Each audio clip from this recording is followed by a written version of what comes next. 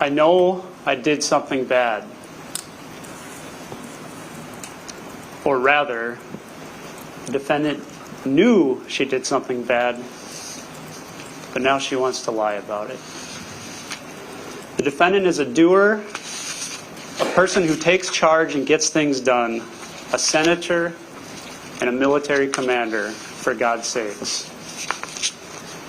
When Carol Mitchell buried the defendant's father's ashes, knowing the defendant couldn't attend, a line was drawn in the sand. The defendant did not communicate with Carol Mitchell from that date forward.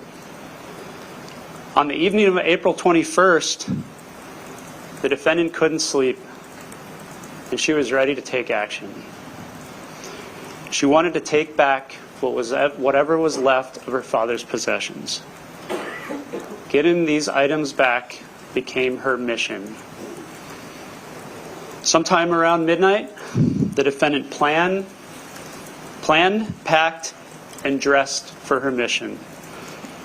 She put on her best black ninja suit, threw in her pry bar, her muted flashlight, and even her special pair of flashlight gloves.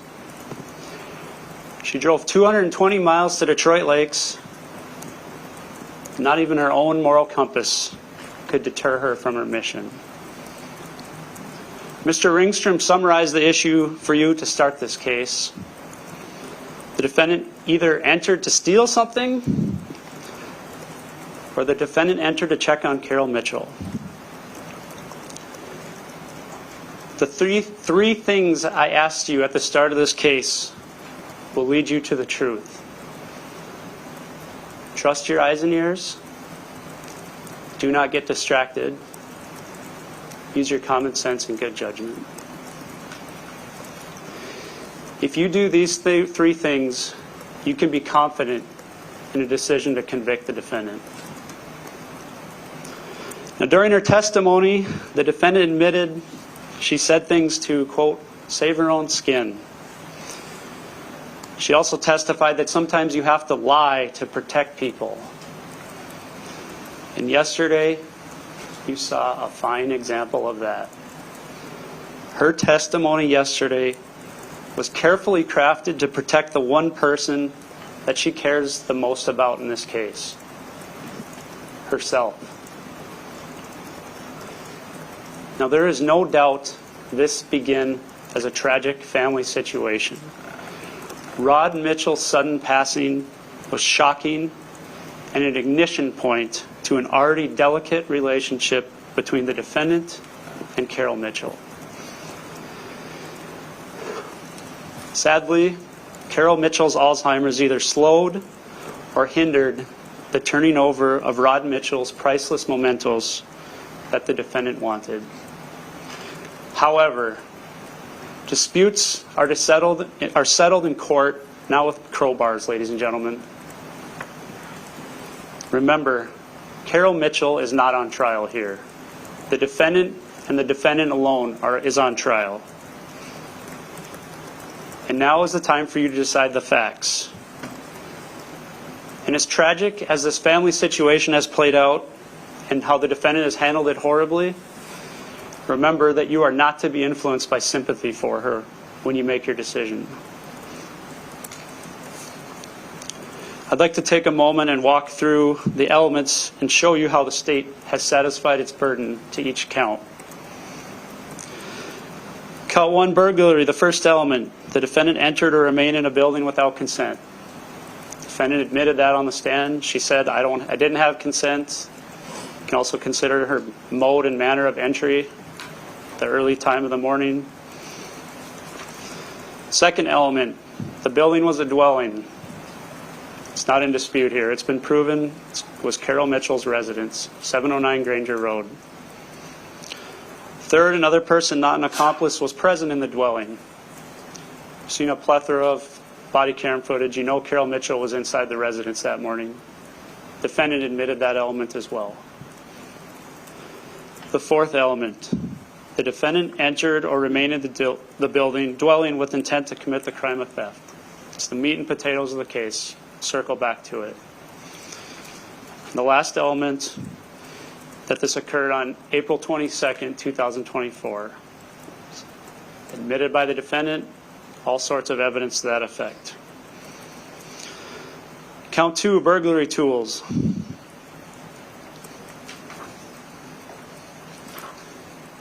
The defendant had in her possession a device or other instrumentality. You heard her testimony yesterday. She packed up that pry bar before she left Woodbury. Told you how she used it to pry open the egress window. Again, the second element, the defendant had the intent to use the device, the meat and the potatoes of the case. Circle back to it. And again, April 22nd, 2024.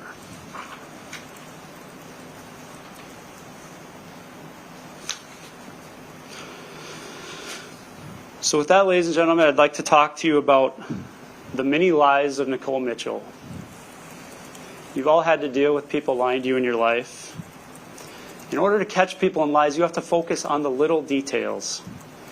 And when you do that, their stories begin to crumble. First, her overall claim of love and concern for Carol Mitchell. Enduring love and concern. Her aunts, the people that she trusted the most, how did they characterize this relationship? Well, Nancy Lund said they never had a stellar relationship. Cindy Markey said they never got along from day one. Two strong-willed women. What's your reason and common sense tell you, ladies and gentlemen? Second, the medical data. The defendant hacked into Carol Mitchell's My Sanford chart on the evening of April 20th. Never mind the fact that she was not authorized to view Carol Mitchell's private medical data, but whatever she saw was so concerning, so disturbing, that she waited over 24 hours to pack up her quote, welfare kit, and she told nobody.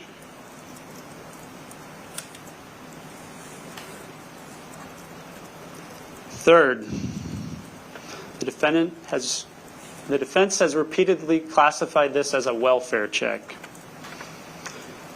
Now, you've seen all the evidence, the time of night, the outfit, the tools. What does your reason and common sense tell you? Again, she was so concerned for Carol Mitchell that early morning, she did not call or inform anybody. Did not call law enforcement, did not ask for a welfare check. And remember, she had not communicated with Carol Mitchell since that fight on or about March 15th. And their last text exchange was a nasty one. Fourth, defendant testified that the neighbors knew her so well, she had to park on that side street. She couldn't risk being spotted. Didn't want them to notice her. Cross-examination, forgot their names. Don't know them. Fifth, flashlight gloves. Something probably never seen before in your life. Now, the defendant never really offered an explanation why those were in her welfare check toolkit. She just merely said they were bought for camping. Oops. Forgot to explain that one. 6, why latex gloves were packed with her. She testified that she wasn't sure what she would find. Implied maybe that she was worried about cleaning up feces. Does that make any sense? Did she pack any bleach, any paper towels? The defendant over-explaining things is a classic example of her lies. 7, her explanation of why she had to use the basement window. She testified, I had a key. I looked through the window and I saw the door jamb device. But yet, she told you she packed that pry bar before she left Woodbury. Who packs a freaking pry bar? Just in case. Reason, common sense. 8, the defendant testified that she, quote, has a key for this house. There's no key that's been offered into evidence. The only proof of the defendant having a key is her testimony. This is convenient testimony by an admitted liar, ladies and gentlemen. Do not buy it. 9. Flashlight had a sock on it. It was my child's. Continue to over-explain. You can check. I think his name is on it. Ladies and gentlemen, you can check when you deliberate. You can examine that flashlight. I couldn't find a name, but if you can. 10. Defendant claims she was never lying next to Carol Mitchell's bed. Ms. Schotterhoff, can I have...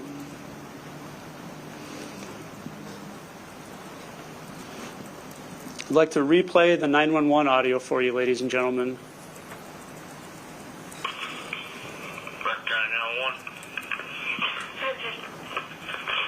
Somebody just broke into my house. Somebody just ran down into my basement. What's your address? Yeah, I forgot. 709 Granger Avenue. Granger Road in DL? Granger Road. Yeah. Becker 30 car for Activeburg, Granger. Pardon? 37 Party States, individual broke into their house and ran down in their basement, 709 Granger Road. I don't know if he's breaking out the back window or what. Did you get a look at him at all? No, it was completely dark. I tripped over him. He was on the floor next to my bed. He ran downstairs into my basement. Okay. Can you hear him breaking out the window in the basement? I'm not hearing anything right now. Okay. What, did it sound like he was breaking something? I don't know. Maybe the window's already open down there. There's a basement, a drop window that can crank open. I don't know. It's just there. Alright, I'll stay on the line with you. Don't worry. I have officers en route right now. If you hear anything, just let me know what's going on, okay? Are you armed? I have a little steak knife in my hand right now. Steak knife? Okay. Alright. I don't know where they could have. I don't see any, my yard lights haven't come on outside or anything, you know, it's a motion light in the back or anything. Did you notice any vehicles or anything like that? No, I haven't. So it sounded like this individual broke in. RP got up and almost tripped over whoever's lying down inside the house before they ran into the basement. 37 copies. Okay, am I speaking with Carol? Yes. I don't know what the hell's going on. Oh my God. Did you hear anything at all? No. Well, what Becker, is there any exits in the basement? There's a drop window. She doesn't know if he's got it open yet or not. On the back side of the house, yeah. What's that? Down on the back side of the house, yes. Okay. I just turned a small light on in my backyard and I'm trying to look out over that window and... Did you hear or see any vehicles drive away? No, I haven't. I just heard something and I went downstairs now. Female believes she... Okay. 10-4. She believes she heard something else in the basement. Is that police? There's officers that just came outside your residence, yeah. You just came in, I think. Okay. Hold on one second.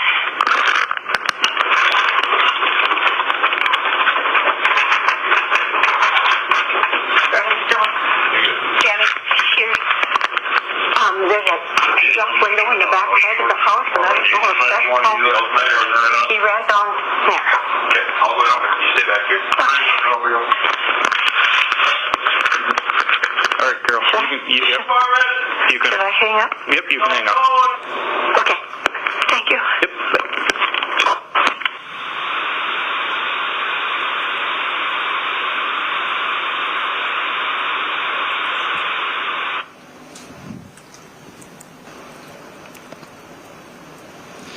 Then, ladies and gentlemen, a few days later, Chief Todd returned to Carol Mitchell's home.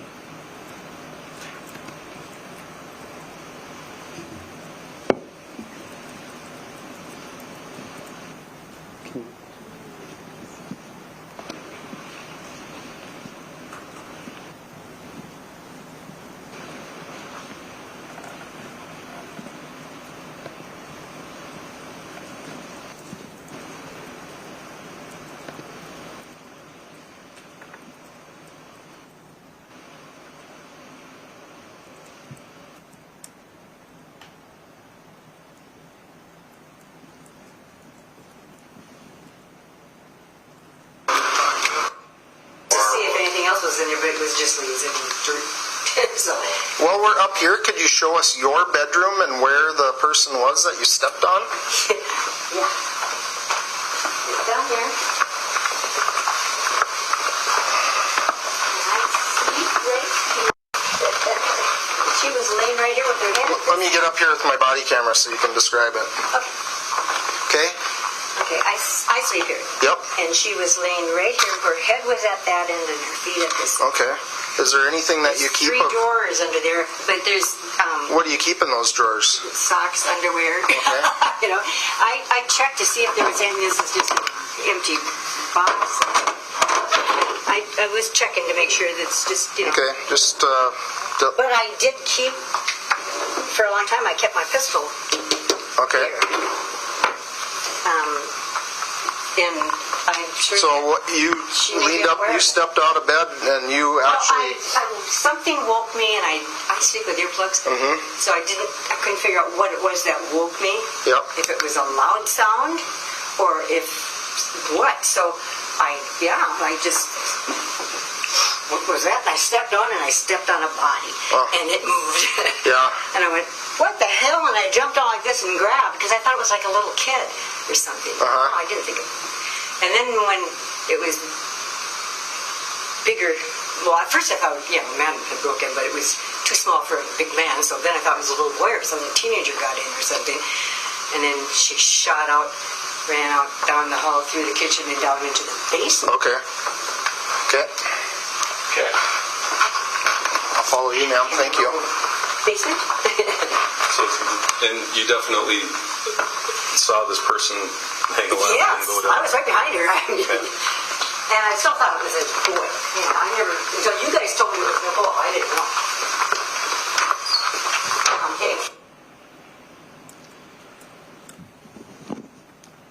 Carol Mitchell might be battling Alzheimer's, but this event will be something forever etched in her mind. She told the 911 dispatcher she stepped on a body. She told it again to Chief Todd. Again, it's the little things that prove lies.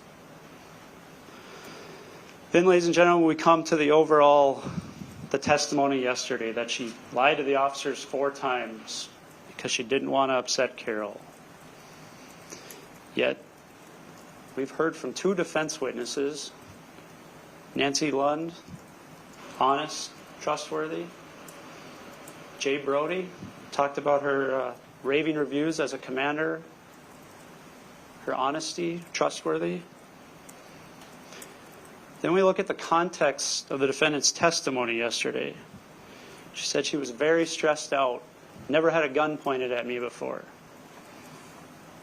Yet she wants you to believe that she was capable of this quick lie, this plan, because she didn't want to upset Carol Mitchell. I encourage you to review the defendant's demeanor on the body camera footage. I submit to you she was telling the truth on April 22nd, 2024. And if you believe that she was telling the truth to the officers, then you know she had the intent to steal.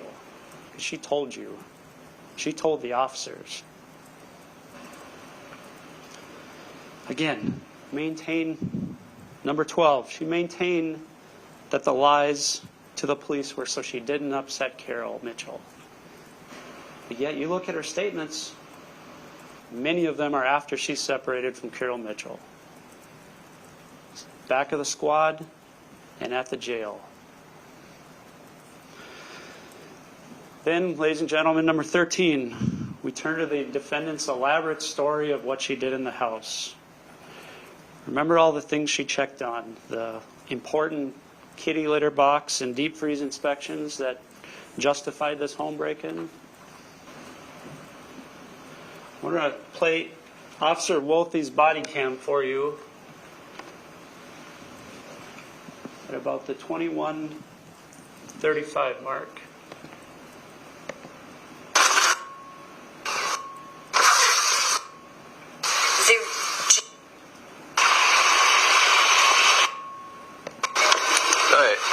What's your name? Nicole. Are those laptops in your backpack yours? Yes? Okay. She's saying she's missing 2 laptops. I can show you one. It's got my kid's Minecraft game on it. What's the other one for? I have one for work. Okay. And then she's saying something about tin box. That was a question.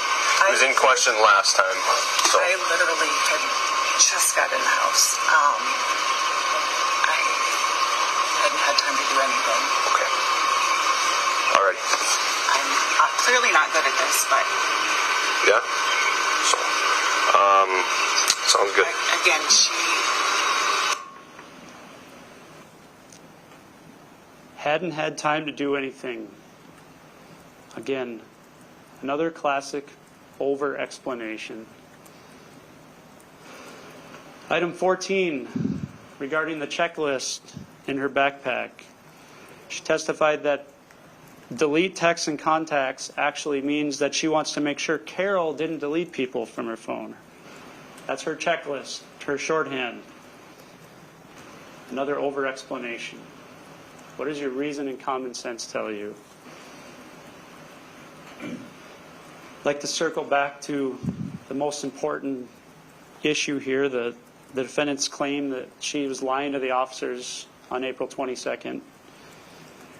Ladies and gentlemen, don't forget she's had 15 months to think about this and prepare for her testimony yesterday, to craft her story around the evidence. Officer Sternhagen is a highly trained officer, and I submit to you he would have noted deception by the defendant. Defendant's spontaneous and truthful statements to law enforcement on April 22nd, 2024 are extremely damning to her. So yesterday she had to come up with a story. What the defendant said in those tense moments after being detained by the police is the truth. Period. She said she was there to take items, and that readily proves her intent to commit a theft. I ask that you find her guilty. Thank you.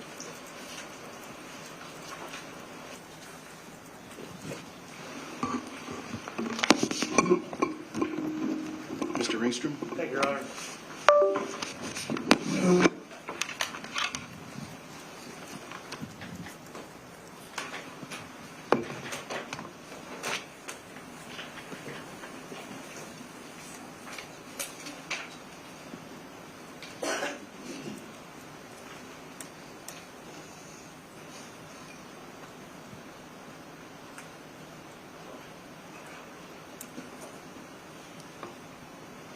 What they say is related to the context of the situation. So Mr. Brody testified to this morning.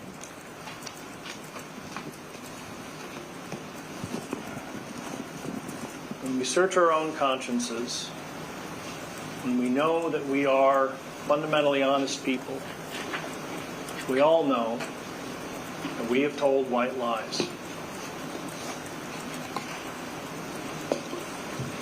Nicole Mitchell, a month ago, told a white lie to her children because something terrifying happened, and she did not want to terrify her children.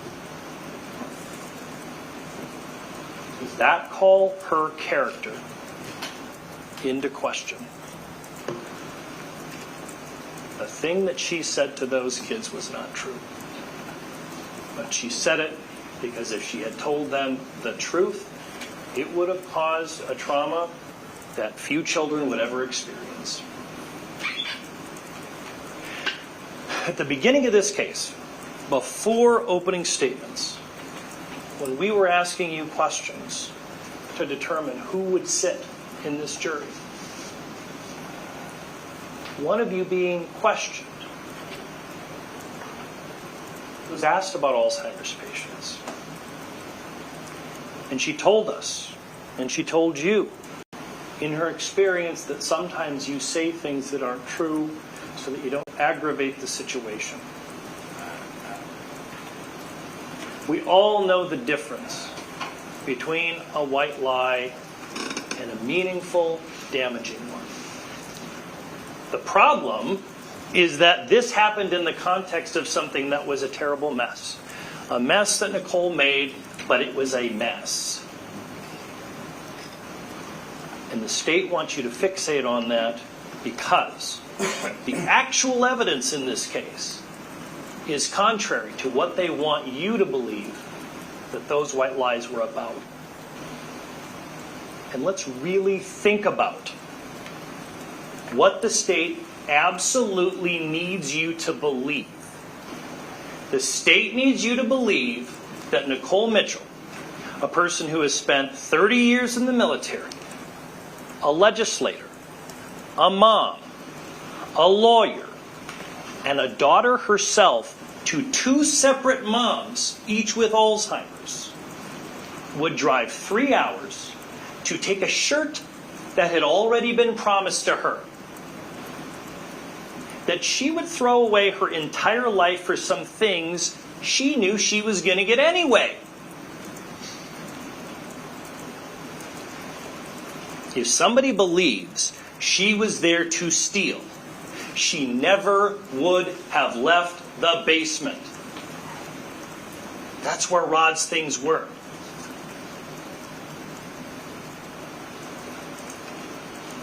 If somebody believes she was there to steal, she never would have gone upstairs. Going upstairs means welfare check. The state can't have it both ways. The moment you understand the real reason she was there, the welfare check, Nicole's white lies make perfect sense. And the state has focused on things that are not relevant to the accusations in the instructions. That Nicole Mitchell exercised poor judgment about how she did the welfare check. She told you as much. That's not a crime. The state wants you to feel bothered by that and create the illusion that somehow that's a reason to convict her of these crimes. She's not charged with lying.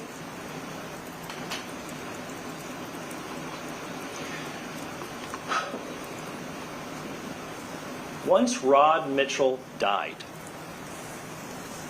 no one else on the planet knew Carol Mitchell truly better than Nicole Mitchell did.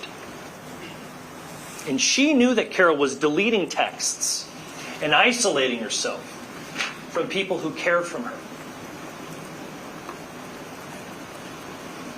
I resent, and I think you should too, that some of the testimony about how Carol and Nicole Mitchell had an acrimonious relationship somehow means they don't love each other. Has anyone had an acrimonious relationship with someone they love? Is that really beyond reason and common sense?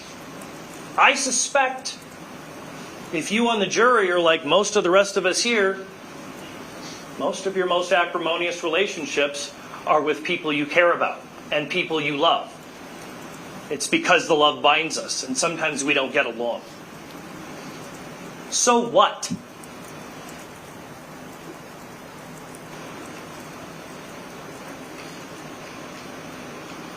One thing that is often true about a prosecutor's case, when they don't have the right facts, they will misstate the law and ignore the facts that create reasonable doubt.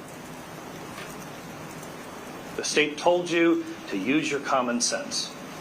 The expression common sense is in the instructions the court gave you.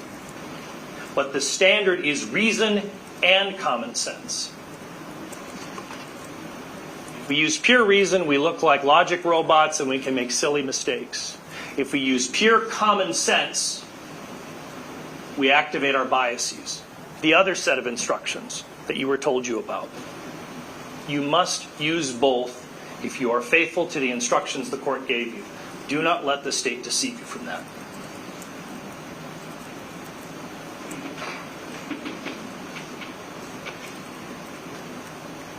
Sergeant Glander testified that you cannot ascertain a person's intent from damage to the window. He agreed that a point of entry of the window could be consistent with other things, trespassing, or damage to the property.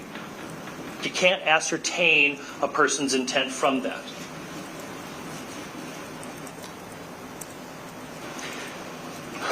Now, there was testimony from 2, possibly 3 state's witnesses, law enforcement officers, about the mistakes that they made in the investigation. And the implication was that everybody in this case is to get grace except for Nicole Mitchell. It's okay that law enforcement makes mistakes. We are fallible human beings. It's not okay if those mistakes cut against the citizen accused. And let's be really, really clear about this. There is only one side being tested here. There is only one case here. It is the state's case. And there is something that criminal defense attorneys who protect people's rights are always afraid of. That when they call witnesses, which we don't always do, that it creates the illusion in the minds of the jury that there's a case here and a case there, and that we have to prove something. We have to prove nothing.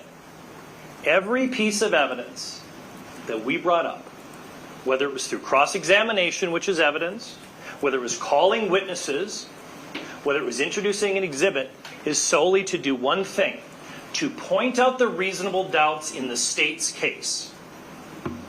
There is only one case here. That is what you are here to evaluate.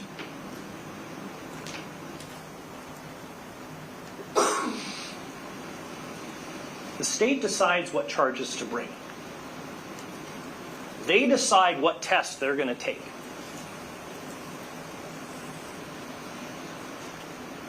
It is such an important test that the standard is extremely high. And the way they have to pass the test is by meeting the standards imposed by multiple parties. The court obviously has a special role, and you will get a copy of the instructions. These show the exact standards that the state has to meet to pass this test.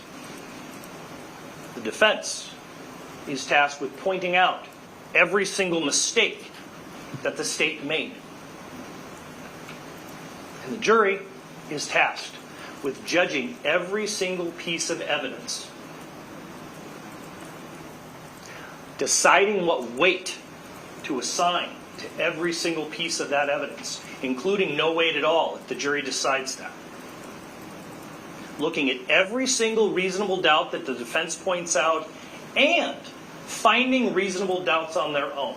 The fact that I may not talk about a reasonable doubt here doesn't mean it doesn't exist.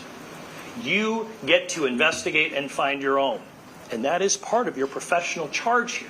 That is professional. It's part of your obligation here to find those reasonable doubts.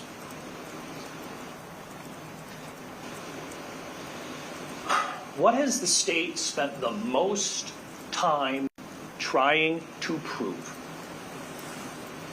That Nicole Mitchell came up in the middle of the night. That she wore dark clothing and a black cap. That she parked on a side street.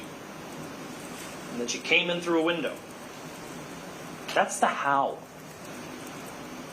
Which we know and basically everybody agrees on. But the state has, in my estimation, pretty shamefully tried to convince you that the why doesn't matter. that the intent can be ignored. But the intent is everything.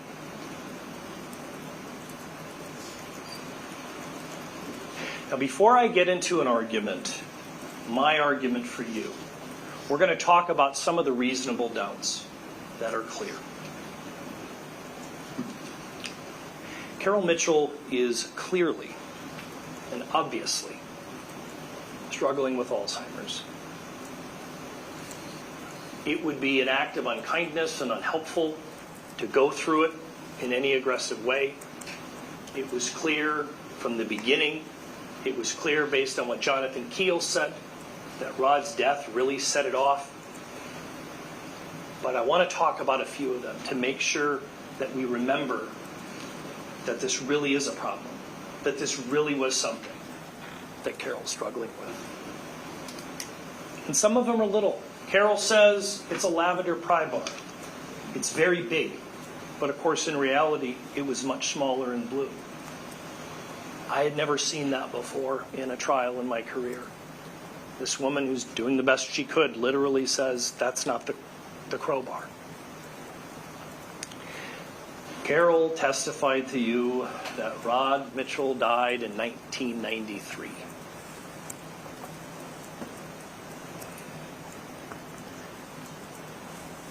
That is the kind of mistake, literally a generation apart in terms of when he passed, that attests to the deterioration.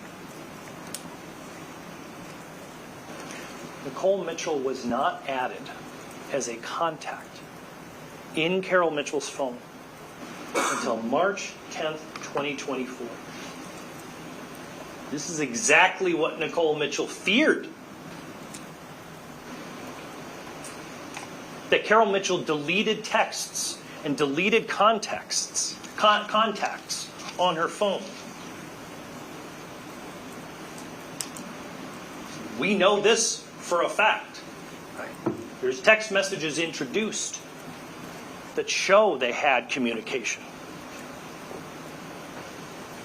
Special Agent Vic Mark testified that when he looked at Carol's phone, there were no text messages between Carol and Nicole. It's just patently mistaken. We know that they were there.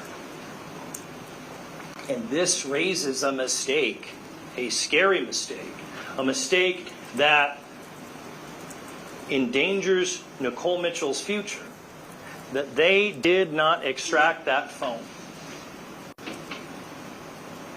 Special Agent Vic Mark testified that he had Carol Mitchell's phone, that he didn't do an extraction.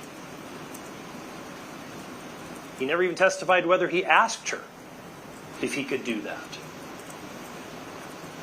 So we don't know all the exchanges. We don't know whether she'd been scammed. What we do know is what Nicole Mitchell experienced through her exchanges with Carol Mitchell, through her exchanges with people that are close to her.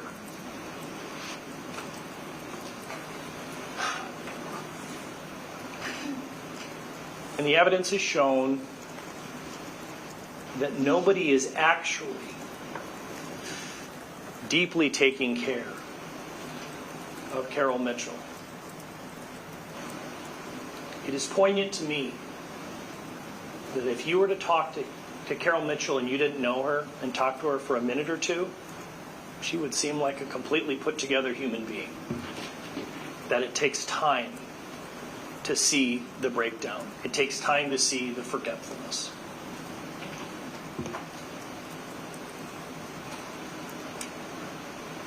Pam Muxfeld wasn't really taking care of her.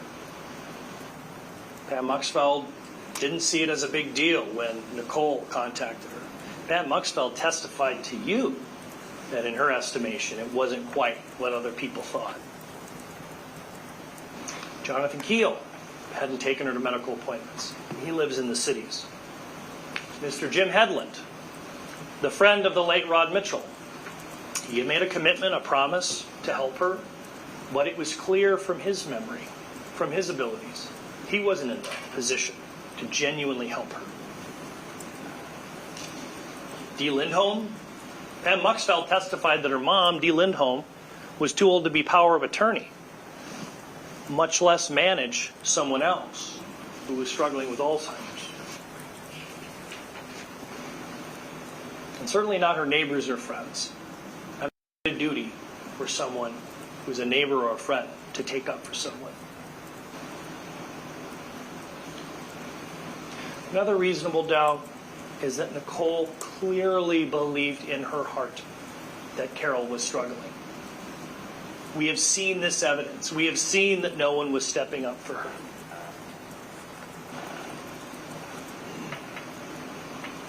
It is a misrepresentation by the state. He misrepresented it in his cross-examination of Ms. Mitchell yesterday. And I submit that he misrepresented it in his closing today. That Nicole didn't express concern about Carol Mitchell's paranoia or Alzheimer's when she was in custody for that period of time. Nicole Mitchell does tell Officer Sternhagen about Carol's paranoia. Nicole Mitchell does bring up Alzheimer's repeatedly. It does come up.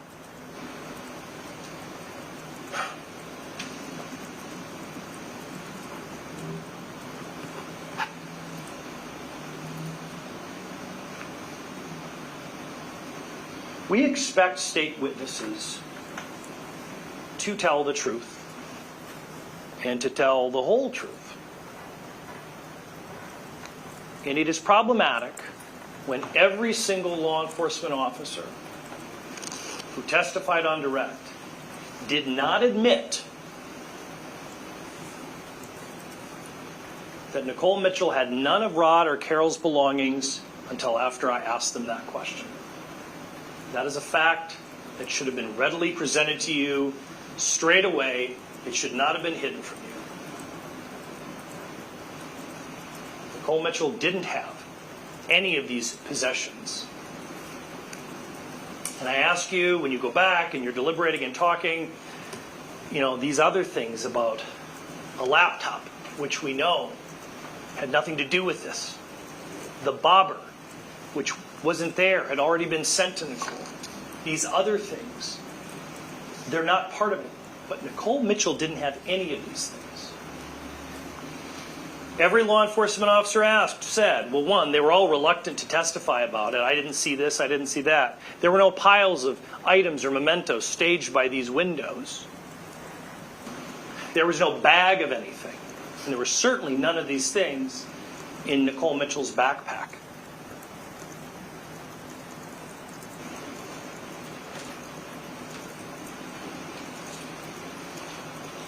Just keep coming back to the basement. That's where Rod's stuff is. Why on earth, if somebody intends to steal something, would they not just do it and leave? The state needs you to ignore that. Nicole Mitchell says, I'm clearly not very good at this. Clearly. She's not. She failed to help to get Carol the help that she needs. If Nicole Mitchell had been good at this, she would have been able to take pictures. She would have been able to document things, make good notes. She would be able to make sure that Carol Mitchell's location was known to the other people who actually lived in the area, so at least that they would have been on notice. We know Nicole Mitchell wasn't good at this, because Carol doesn't understand what's going on, and no one is fully helping her to this day.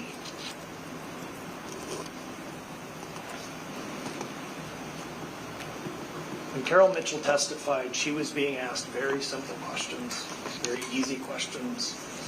You may recall she was searching through the courtroom for answers, and the judge did have to remind her she wasn't able to do that.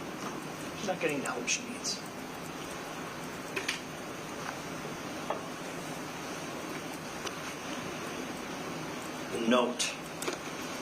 The note that the state lost, but fortunately was preserved in a flash on a body camera. The note shows what Nicole Mitchell intended to do, and it shows that she was right. checking for deleted texts. She was right. And nothing on that note says anything about the state's claims of intent. Can you imagine if that note had said, go find a shirt, go find mementos? Good Lord, that would be the whole case. The note shows Nicole Mitchell's intent to go check on Carol Mitchell.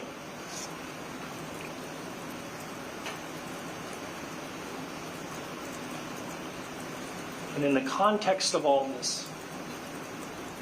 this relationship, this strained relationship, her love for her stepmom, a love for her stepmom that was different than the love for her own biological mom. She was also loyal to Carol Mitchell because Carol loved Rod, Rod loved Nicole, Nicole loved Rod. It was entangled. She was loyal to her dad and by extension loyal to Carol, above and beyond her loyalty to Carol Mitchell.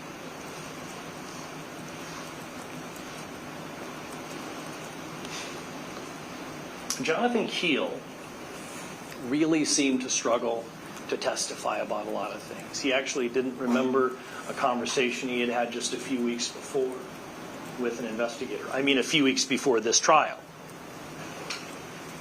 But he did tell Sergeant Glander, and Sergeant Glander put in his report, there was never a disagreement, and that Carol had been holding items of Rod's for Nicole and her boys, knowing that they would want those items.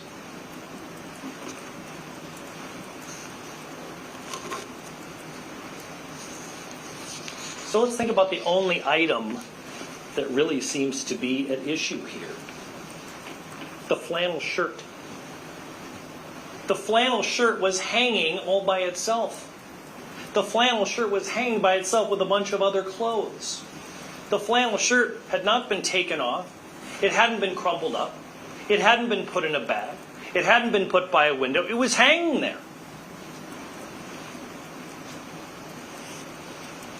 Nicole Mitchell had wanted that shirt. That would have been a pretty easy thing. She turned the lights on. She went into the house, used the bathroom, and turned the lights on. It would have been so easy to take this shirt, and it wasn't touched. When we think about intent, let's think about the facts.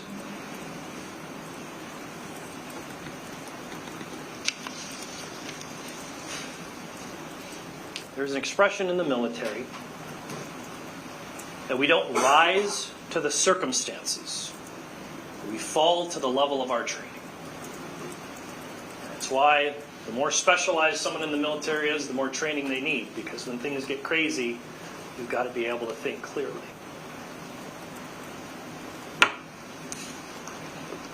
Nicole Mitchell intended to check on Carol Mitchell, and of course everything exploded. And it was her fault that it exploded, but it exploded. And law enforcement was right to deploy their firearms. But that doesn't change the fact that that's a traumatic experience. When Correction Officer Eric Scott testified, he said that Nicole Mitchell at the jail, so this is like 40 minutes later, did not seem to be intentionally uncooperative, but more seemed to be able to not be able to focus on the directives given her. This is a surreal experience for Nicole Mitchell. You can blame her for causing the circumstances. It is surreal.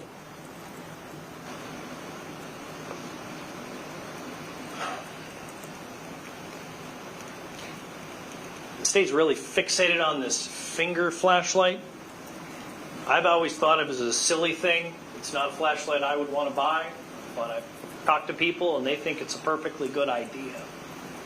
She said she had it for camping, and importantly, it is absolutely in evidence it was purchased before Rod Mitchell died, like February of 2023. So we're literally talking about a year and 2 months before this incident. So it looks fancy, it looks weird, it looks specialized.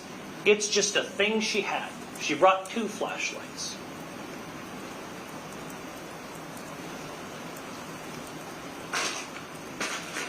She brought this flashlight. She brought this flashlight that has a sock on it that's held there by a rubber band. This is not my exhibit. I've never been able to touch this flashlight. But Mr. McDonald invited you to look for her son's name under the sock. It's his exhibit. Do it. Do it.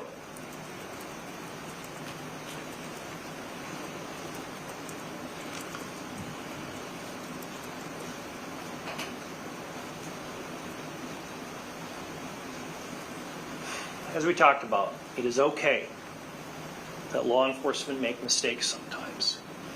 But it's not okay to hold those mistakes against the citizen accused, against Nicole Mitchell. The state didn't secure the backpack. They didn't secure the keys. They didn't secure the note. The state wants to hold it against the citizen accused, who can't execute search warrants, who can't seize things, who can't find records using government power, that she doesn't have these things.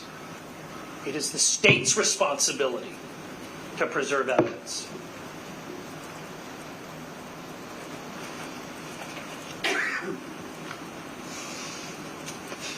We talked about this a little bit, but let's really go through it. In the 37 minutes between when Nicole Mitchell has law enforcement contact and when she gets placed in her cell, she knows that law enforcement is going to keep talking to Carol and telling Carol Mitchell what Nicole Mitchell says. Why does she know that? For the same reason you know that. Because we have body camera videos where Carol Mitchell is literally milling around this situation. Carol Mitchell and Nicole Mitchell are having a dialogue. It's going back and forth. Nicole Mitchell knows very well that whatever she says to law enforcement is going to get back to Carol Mitchell.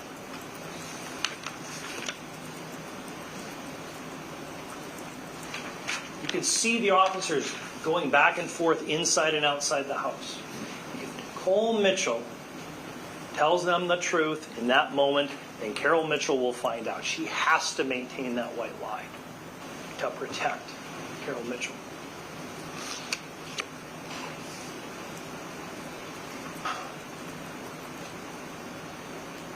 As somebody who is a criminal law practitioner, I know very well that alleged victims don't drop charges. Doesn't work that way. Does not work that way. That is a sentiment, a feeling that a lot of people have. Maybe it's from TV, maybe it's because it used to be more common in years past. Nicole Mitchell believes that Carol Mitchell can drop the charges. And she still believes that telling this white lie about these things is the right thing to do until she is in the jail.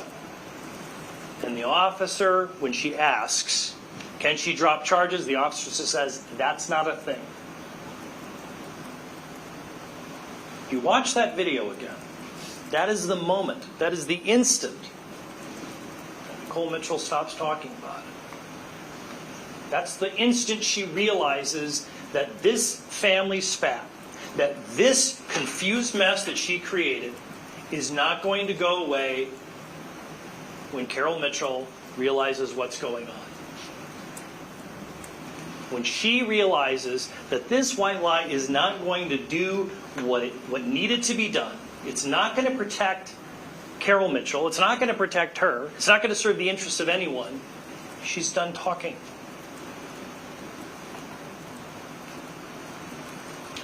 And she had a personal experience about it. She knew from personal experience that people can drop charges.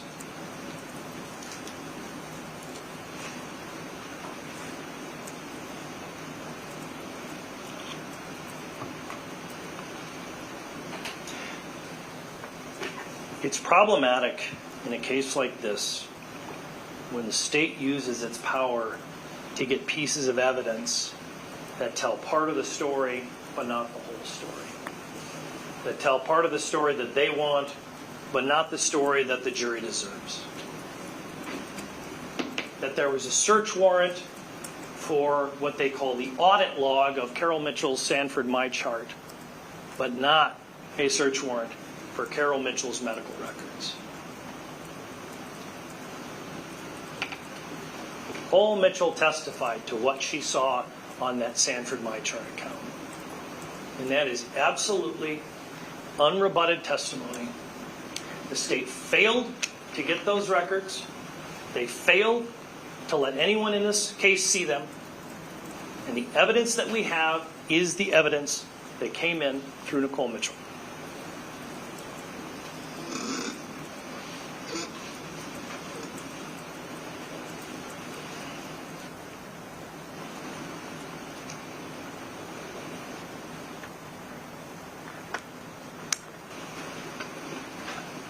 I'm embarrassed to admit this, but someone pointed out a reasonable doubt to me that I hadn't thought of,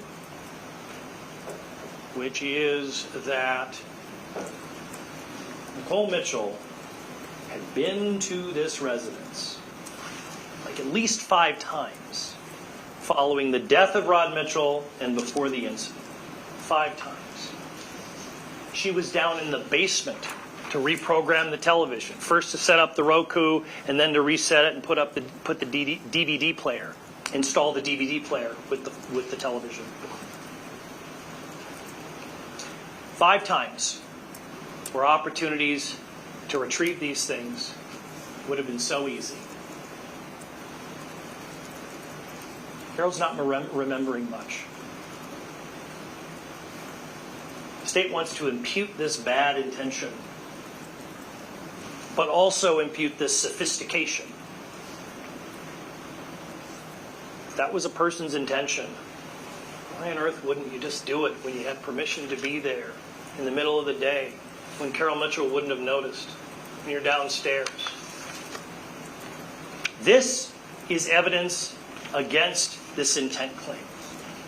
This is a doubt based on reason. And we will talk about what a real reasonable doubt is. But any one reasonable doubt as to the element of intent is enough. We need to keep exploring for each and every one. As I said, you are entitled to assign any weight to the state's evidence, including no weight at all. You can evaluate it within its context.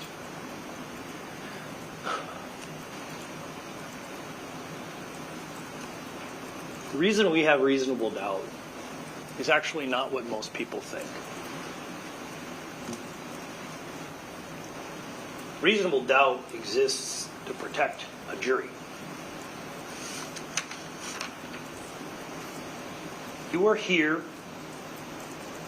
to evaluate whether the state has met this extremely high burden. And by being subject to this extremely high burden, they have to prove to you that every single doubt based upon reason is ruled out, that there can be no doubts based on reason. And why? Because a jury who is sworn to sit in judgment of another human being has to live with their verdict for the rest of their lives. That is the main reason for proof beyond a reasonable doubt. We are glad, we as a society are glad that proof beyond a reasonable doubt protects citizens accused, that only those where the burden has been met can be marked with that guilty conviction. But its core purpose is to protect the jury, because the weight on a jury of a wrongful conviction lasts forever. 18 years ago, the 35W bridge collapsed down in Minneapolis. It was a pretty new bridge. It was designed with modern techniques and modern materials, but it had a structural weakness. It was a structural weakness that would have been easily noticed if the right people had thought about it.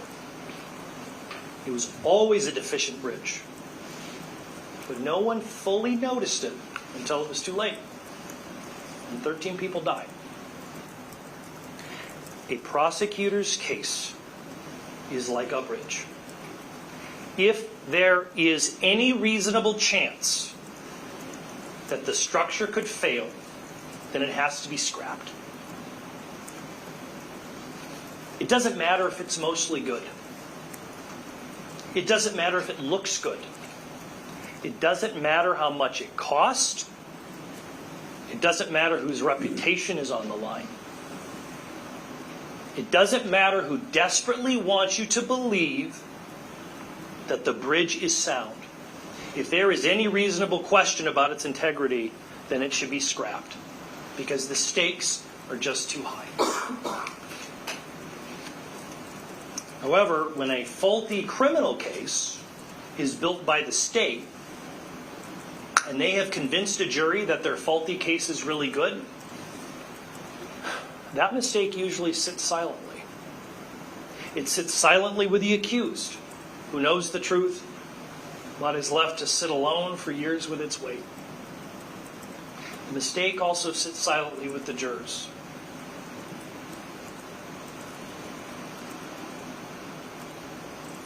Because as much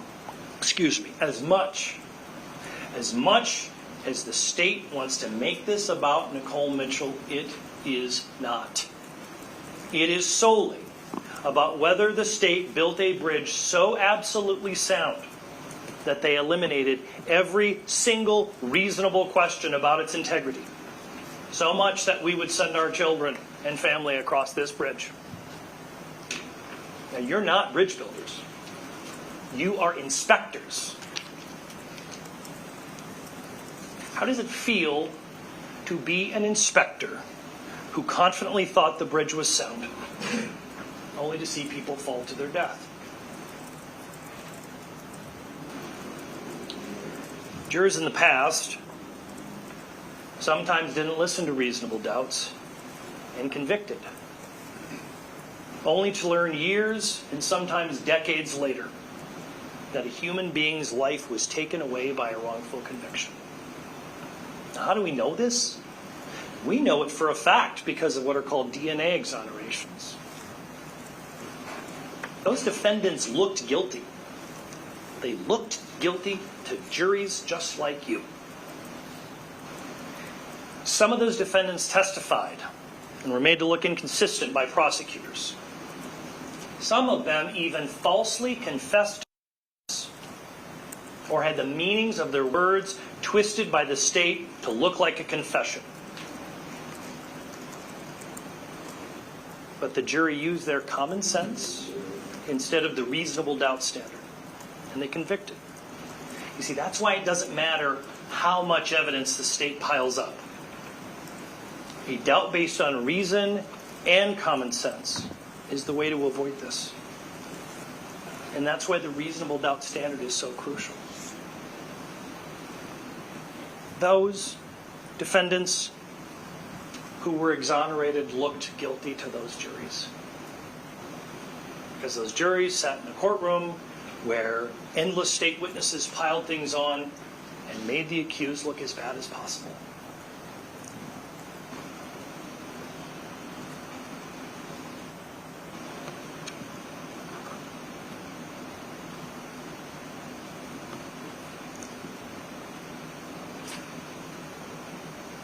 The problem is, and this is where we talk about some of the instructions, if all you have to use is common sense tells you where there's smoke, there's fire.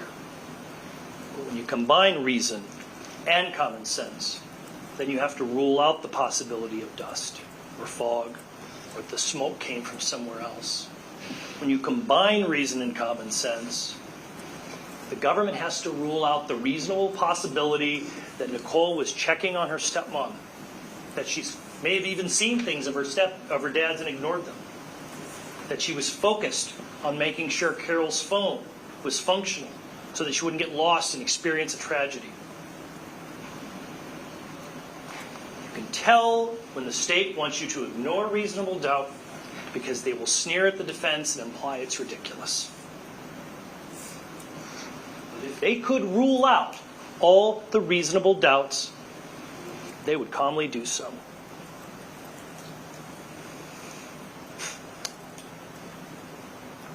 This decision is a decision that you cannot take back.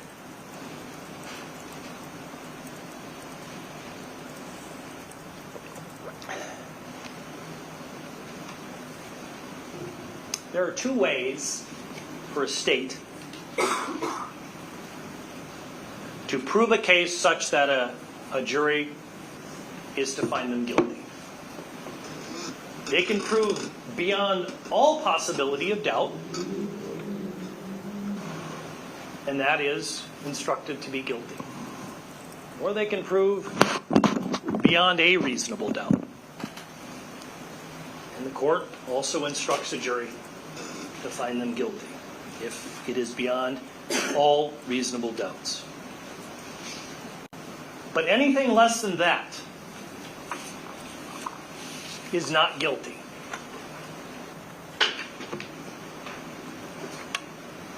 This is not like college. This is the toughest test in the legal system. Yes, it is hard to prove this. Why? Because of the effect on the jury and effect on the citizen. We do it this way because this is how we put a check on the state, a check on the government. Whether any of you think this is unfair,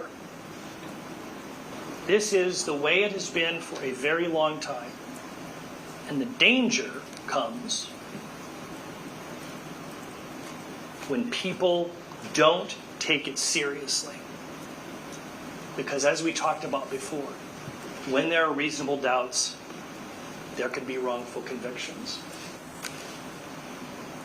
This is what it looks like. The state should always want to take up that burden.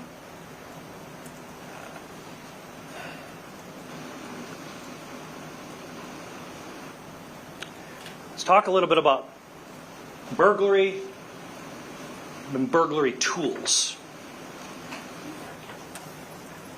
The state asks you to consider why Nicole Mitchell had the pry bar. As she told you, because the screen door was sticky. She already admitted she was going to go in without permission. And she said that it actually bent when she kind of had to pivot and do this other thing in the basement window.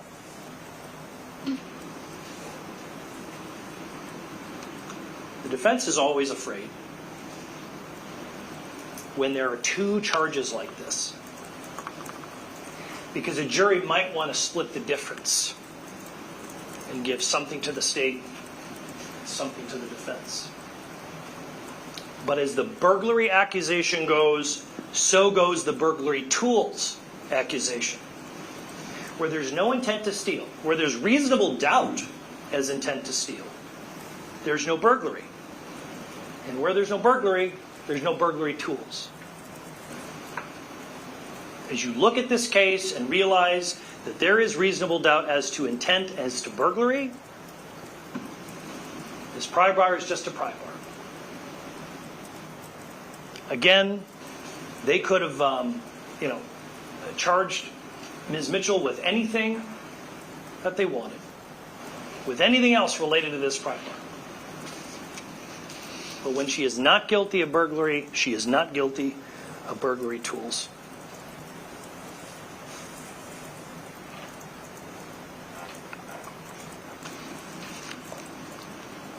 As I wrap up, I am reminded of something that Nicole said yesterday about an exchange that she had with her family, and I think it was in December of 2022.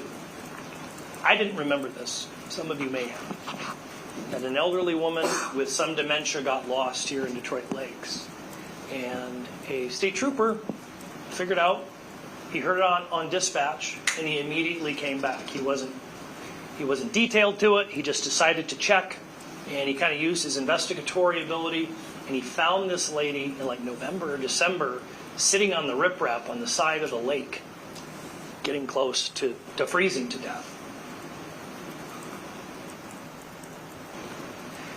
When we hear these stories, when we experience these tragedies, They resonate with us. They stick inside us. They shape how we behave.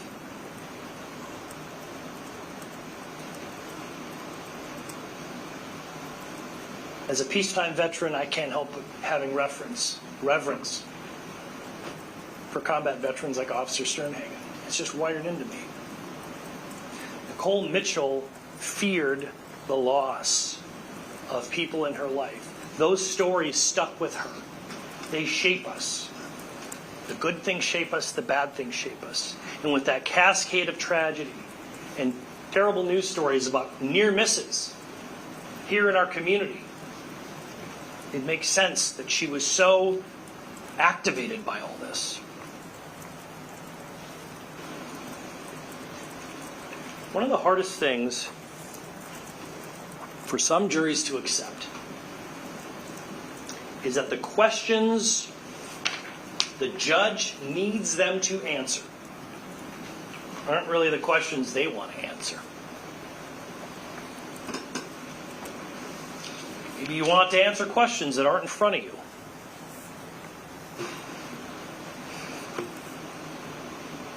Sometimes juries kind of wish they were more like a TV judge, like Judge Judy. You hear everything, you look at all the evidence, and you decide you did this right and you did this wrong, you did that right and you did that wrong, and I'm going to give you this and give you that, and this is what I'm going to order. To kind of put it all in a ball and fix it. You haven't been given that choice. You haven't been given that choice. You haven't been given the opportunity to decide what should happen because Carol Mitchell was justifiably terrified. You haven't been given an opportunity to decide how much Nicole Mitchell should pay for that window. You haven't been given an opportunity to decide what should happen to Rod Mitchell's shirt. You haven't been given an opportunity to decide how Carol Mitchell should be cared for. But you should feel comfortable knowing that your job in evaluating the state's work here, it still allows other disputes, other courtrooms, and other places. This job, the job that you have been given, is beyond important. A criminal jury is one of the only political bodies, and that's what you are. You are an assembled political body here to evaluate the state's work and decide whether it met the very high standard that we have had for hundreds of years. And once you are done, you as a political body will dissolve, and you will have executed your duty. Yes, it is a heavy weight. It is extremely important.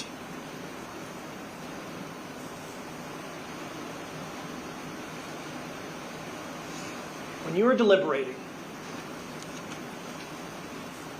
if one of your fellow jurors says, well, she said she was there for some of her dad's things, so she must be guilty, remind them that the state is required to rule out any other possible purposes of those statements.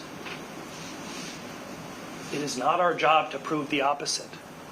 This is the state's case. It is our job to show you the doubts, and it's your job to apply them to the state's case. The state doesn't want you to look at their bad facts.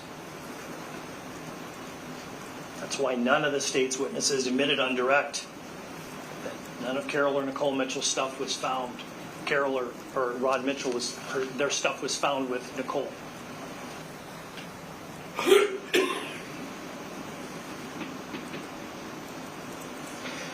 You know, not guilty verdicts actually serve the state very well too. It is a crucial reminder to the state to do better, to choose carefully what criminal accusations to make, to think clearly about what justice is and how it is rendered.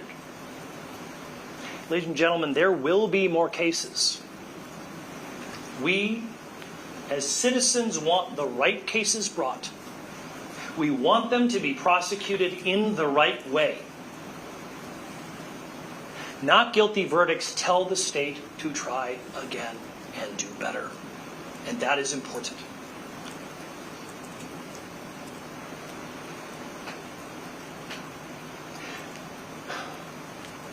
This is my last opportunity to speak with you. In a minute, I'm going to hand Nicole Mitchell over to you. And I won't be able to do anything else. The state gets an opportunity to come up here and tell you a completely different story. And if that happens, I want you to be thinking about your responsibility. Why isn't he ruling out every single reasonable doubt?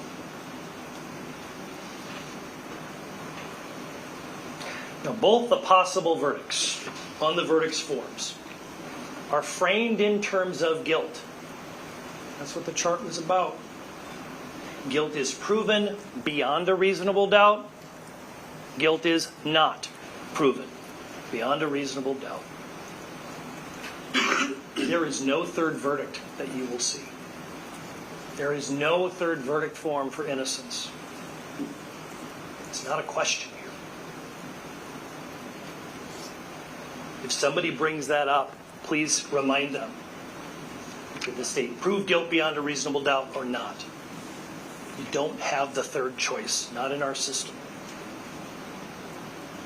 The state needs you to believe that Nicole Mitchell would throw away everything, that she would throw away her career, that she would throw away her family, that she would throw away her ability to be a foster mom for a shirt she knew she was going to get.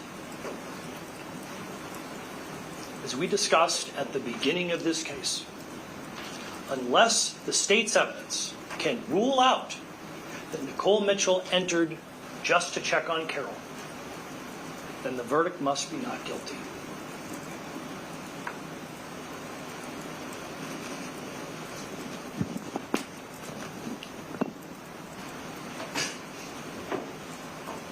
Council approach.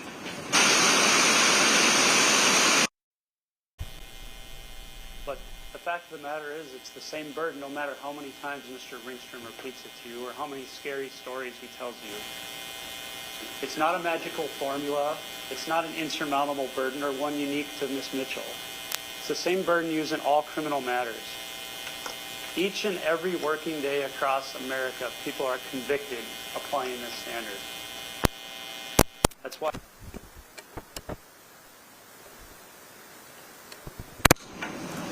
There will be unanswered questions in every trial. Doesn't mean a failed burden of proof. The burden of proof is simply what it says it is. If you have a doubt, the judge instructed you that it must be based, that it cannot be fanciful or capricious. It can't be far-fetched. Ladies and gentlemen, watch the body cameras. We are confident in the bridge that we have built. Drive the biggest semi you want across it. Carol Mitchell is not on trial here.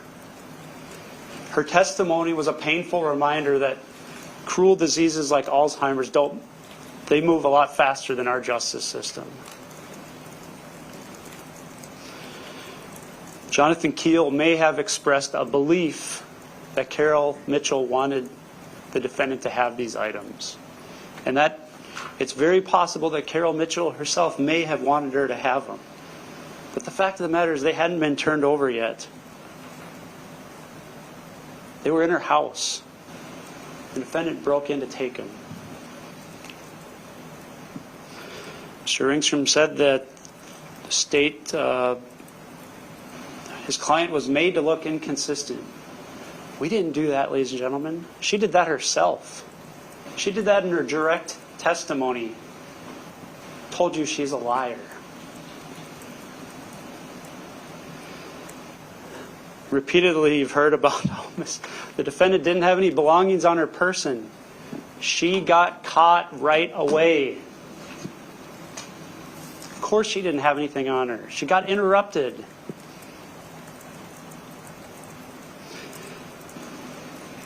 You've heard about how the defense has stated that the defendant has expressed concern and did on the body cameras.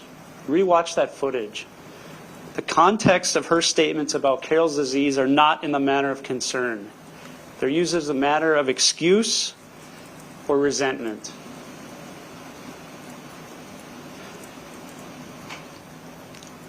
Handcuffed and facing the reality of her actions, ladies and gentlemen, the defendant makes the following statements. I'm just hoping this mistake won't completely fuck up my life, my God, my military retirement. Shoot. Knowing that her career and liberty are on the line, the defendant again manages to show concern for the one person that she cares the most about, herself. The defendant told you yesterday that she will lie to protect people. This includes lying to escape responsibility. Remember this as you deliberate. Ladies and gentlemen, please take all the time you need. Review any exhibits you wish. However, I want to leave you with one final thought. If you are all in agreement that the defendant was being truthful on April 22nd, 2024, when she spoke to law enforcement, then your verdict can be swift. I ask for justice for Carol Mitchell. Find her guilty.